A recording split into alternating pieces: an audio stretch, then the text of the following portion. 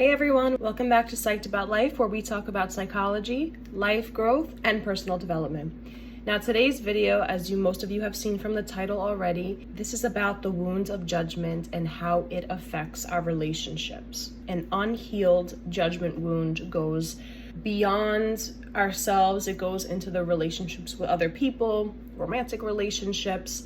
Specifically, we're going to tap into for this video, and we're going to talk about where it stems from, how it manifests, and also how to deal with that judgment. Because how can I give you a video without actually giving you some tools to use in your back pocket? So let's get right into it, shall we? The reason why the wound of judgment really stems in early childhood is because a young mind, a child's mind, is very impressionable, right? It's easy to affect, manipulate, change, alter.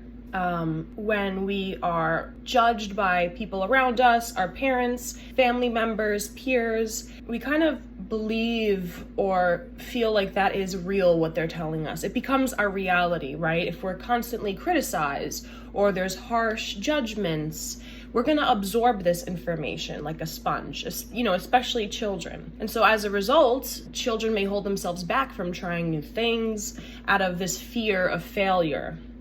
Maybe they had a bad experience with failure, right?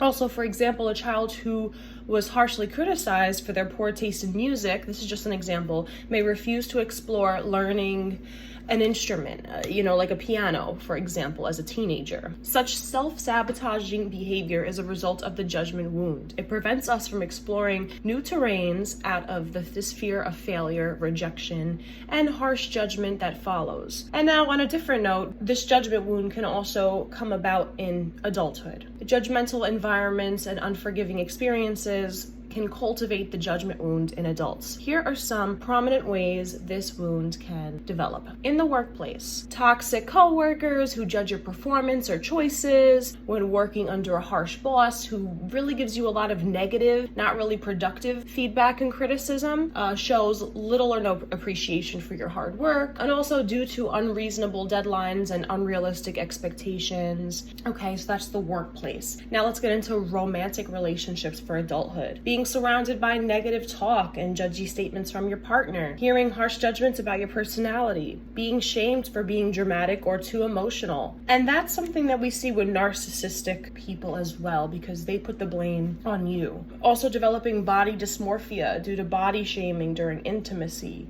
being gaslighted into thinking you're a failure, and then being unfairly judged for it. So those are just some things about adulthood where we see the judgment wound kind of take form, take root. Now let's talk about these fears with the judgment wound. So we kind of talked about where it stems from. It could also happen in adulthood, right? Not just childhood. Let's talk about these common fears associated with the judgment wound. We have fear of rejection. We have fear of not being good enough, low self-esteem, fear of confrontation. I'm just laughing because this is so me, okay? And yes, I have been criticized. And yes, there has been a lot of judgment in my upbringing. My mom and dad did a great job, but there are definitely things that have created this quote unquote monster with romance. Like I am just, or also harsh on myself type of thing. Like I definitely have a fear of rejection, fear of not being good enough, and fear of confrontation. So this judgment wound, really, I can really reflect on this and relate to this. Fear of confrontation, like I said, particularly when it can lead to criticism. And I take criticism well now, but I can just think back to when I was a child, just crying my eyes out and just not really being comforted after hearing harsh comments, made by family members, relatives that were close to me. I still are till this day, but I never really opened up about how that made me feel in the past, which is on me because, it's good to communicate these things. Now let's talk about how the wound shows up.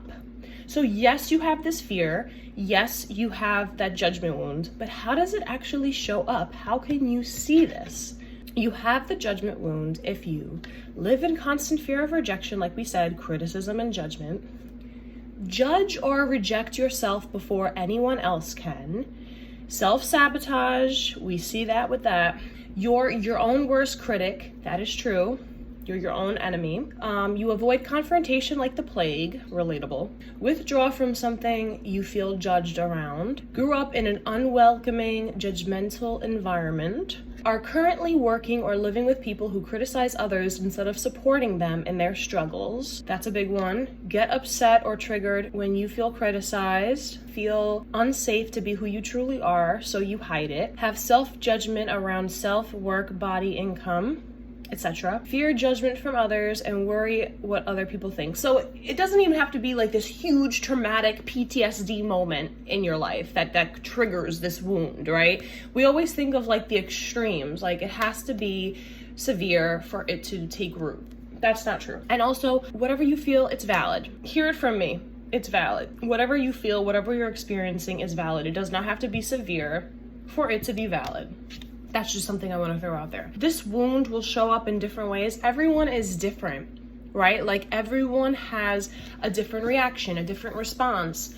You know, it doesn't have to be this huge traumatic experience to make you have a judgment wound. It could just be having a bad experience, whatever level of severity that was, of having a bad experience, feeling like your needs are not being met, and having a really bad outcome is going to make you less likely, and it's going to affect all these things: your self-esteem, your personality, your fear of confrontation. Develop these fears and phobias of confrontation and rejection. And you know, that essentially affects your relationships. It affects you wanting to try new things. It's going to create self-sabotaging moments. So this is just all of this tied together. Typical beliefs arising from this wound. Individuals with a judgment wound see themselves as lesser beings who are prone to failure. I am failure. Not I made a mistake, I can sometimes fail, but I am failure. Right? That belief that starts developing. This is because people with the judgment wound spend their lives hearing negative feedback from their loved ones or peers. Then they try to compensate for their perceived failures by overachieving. The judgment wound leaves even the most talented people with feelings of low self-esteem. But fear not, like any wound, the pain of judgment can be healed. Healing the judgment wound. Here we go. So of course, healing the wound, you can go to therapy. Talking to a professional is honestly the best method, and it is honestly the easier method because once you go to this professional, they can then branch you off and send you into different directions depending on where you want to go, like what kind of tools you're open to.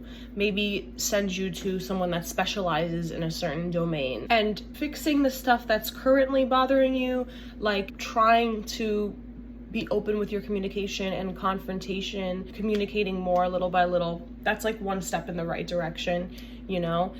Doing things that make you happy, working on subcategories. So like self-esteem could be a subcategory of this judgment wound. All the things that were kind of in like little bulletin points, that's little subcategories. So what I would say is by doing baby steps, it's kind of like focusing on each bullet point at a time, right? Yes, go to therapy, but also look at the bullet points and see which things to work on at a time. Self-esteem, confrontation.